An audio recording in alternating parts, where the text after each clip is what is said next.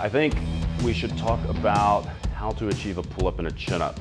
I think out of every single female client I've ever trained, that's been one of their main goals, is I'd love to be able to do a one pull-up or one chin-up.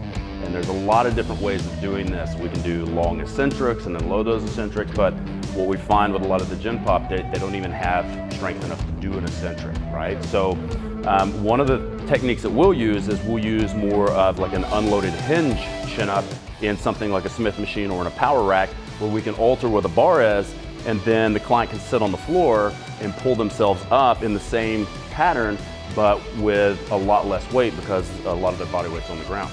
So do you want to show that real quick? Just before I jump into this, one thing I just want to say is that initially I thought this was a joke because I saw this once when I did train people in person, and then it started to come up more frequently, is that understanding that putting people actually hanging from a bar, it's a fear point for a lot of people. So people actually climbing up, the reason they haven't done chin-ups is because even though it doesn't seem like it's a long way off the floor, they're scared of actually being up there and not then having the strength to control that back down. So starting people, for example, when we're doing things like this, is that we're actually teaching them how to move certain muscles, but starting people with just working up to say a 60-second hang, dead hang, straight arm from the bar, just to overcome the fear of actually having their feet off the floor. Again, as I know that sounds really bizarre, but some people do have a big fear. If they go, I want to do a chin-up, the moment you get them close to the chin-up bar, they grab the bar and they're there for 5 seconds and they're like, and they just have to jump back down and they freak out. So having something where you're teaching them dead hangs, teaching them to actually have the grip strength just to stay at a bar first off, can sometimes be the regression you need to go to before you even start teaching them how to move. So you need to overcome the fear, then you start integrating things of going, okay, now we're going to teach you actually how to recruit the right muscles to do what you need to do. Yeah, I think that's something that people don't think about, is the fear of certain movements and certain lifts. Like I remember Mike Fitch from Animal Flow was telling us in class one day that one of the biggest fears that people have with movement is being inverted. So that's why it's so hard for a lot of people to do handstands, because they haven't been in that position in a long time. So once they try to do a handstand and the earth is upside down, they completely freak out. And so there's like you said, there may be a long period of getting them adjusted and used to just holding the bar and building that belief and confidence. One of the other things I see too is, as we said on another video, on the push-up video, people have such poor scapular movement and strength. A lot of people will not go into a full hang where they're in a hang and they're bringing their shoulders as close to the ears as possible, because they get in this massively unstable, tight position, and they start getting feared that they're gonna, like somebody's gonna rip. You know, and in a lot of cases, that's exactly what people need. So if we're gonna put people on bar hangs, if they can get to a hang effectively, we want them to go to the point where they're almost doing a handstand push-up, holding onto the bar, so that the scapula move up and down across the rib cage. But if they're super tight, we might move them into something like a TRX hang or something like that, where we can unload that. And this is actually the exercise we're gonna show you that I learned from Coach Christopher Sommer at gymnasticbodies.com. It's a perfect movement to get them used to having the bar, and also as we raise the bar up over time, it increases the difficulty, the loading, and it gets them to the point where they can hang from it, but they're close to the ground, so it eliminates a lot of that fear. So I'm gonna have Shane sit on the floor. And so Shane's gonna grab the bar. So either way, you can do pronated. So, and just for our understanding, the difference between a pull-up and a chin-up. A chin-up is always palms up, so I think chin up, palms up. And pronated is, a pull-up is always palms down. Okay, so if we're doing a chin-up, we're here. If we're doing a pull-up, we're here, okay? So what we're doing here is a chin-up, and what Shane's gonna do is, let's get you to scoot a little bit further, okay? And what we wanna do is, Shane needs to have his clavicles right back behind the bar just a little bit, and he's gonna pull himself up to the bar. And so we're gonna work the top portion of the chin-up, okay? As you can see here, we've got unloading through the feet.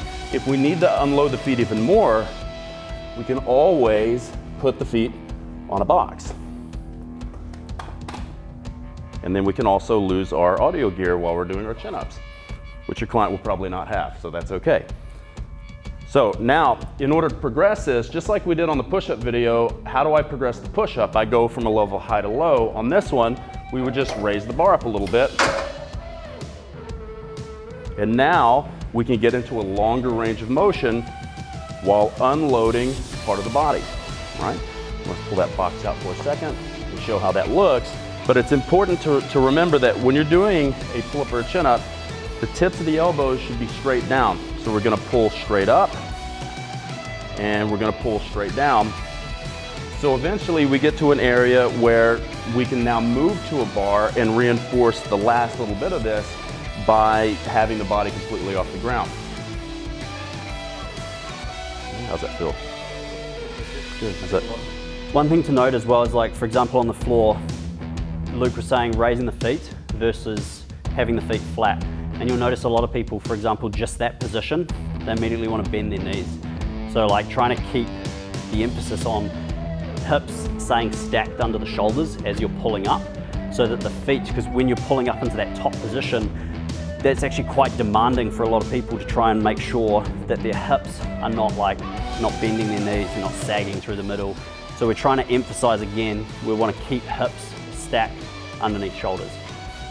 And then before we progress to doing things like eccentric pull-ups and chin-ups, we can actually do the same thing here on the bar, whereas we can go the shortened range. So we can grab the bar, we can come to the top, there, and we can hold that for time, or we can lower slowly. So if we lower for, say, 10 seconds, 10, 9, 8, 7, 6, 5, 4, 3, 2, 1. We can get them used to that eccentric lowering without having to do a maximal eccentric loaded chin-up. Then we could progress to doing it on the bar and then loading it on the bar.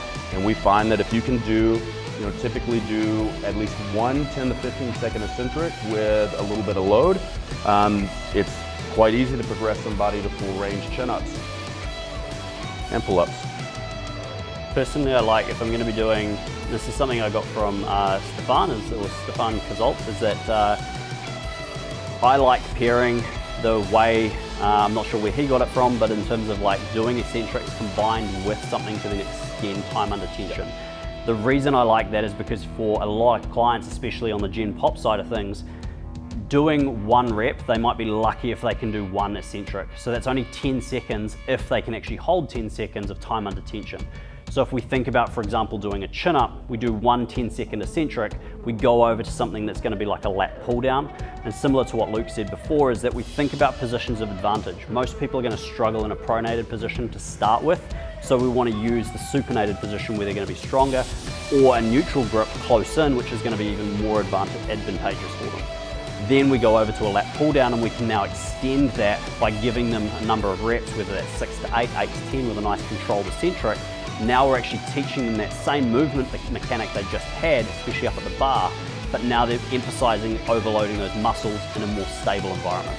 Now I'm gonna say something about what you just said. When we look at the mechanics of doing a pull-up versus a chin-up, I've always been told that the neutral grip position, or the hammer grip, this position here, is the strongest, but I find that actually to not be true. I find that for most people, the chin-up is the most advantageous, followed by the neutral grip, followed by the pronated grip pull-up. And the reason is, I think a lot of people inherently train their biceps with curls for a long time, and they neglect the other elbow flexors like the brachioradialis and the brachialis. So what I find is, even though this is a good, strong position for a lot of people, if you haven't spent time developing the forearm and the brachialis, that might actually be a weaker position for you. So I tend to start people out with a chin-up, progress to a neutral grip, and then finally to the pronated grip. Yeah. But if we look at combining, if we're wanting to create enough stimulation for muscle growth and strength, combining that method of doing an eccentric and then moving to a pull down is perfect to do that, especially if we're wanting to develop enough musculature to be able to pull your body weight up. And then what we tend to do is we'll combine that with a superset of some type of pressing exercise.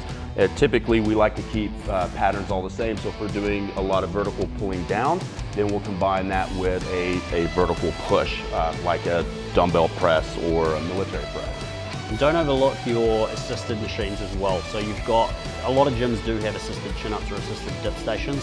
How they're loaded in terms of whether you're standing on them or whether you're kneeling on them, That's going to vary machine to machine, but that can be a useful way as well in terms of adding in a component of stability. So now with the knees, for example, or the feet are going to be stable, they can just work on adding a load that's going to allow them to perform that movement for reps.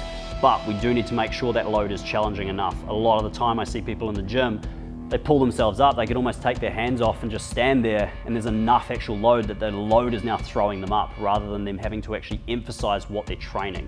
But it can be a useful way as well if you don't happen to have lat pull downs or cable machines or something easily available.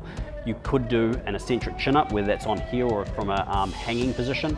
Then you could go over and use the assisted version to continually add more repetitions to that same movement that you're trying to train.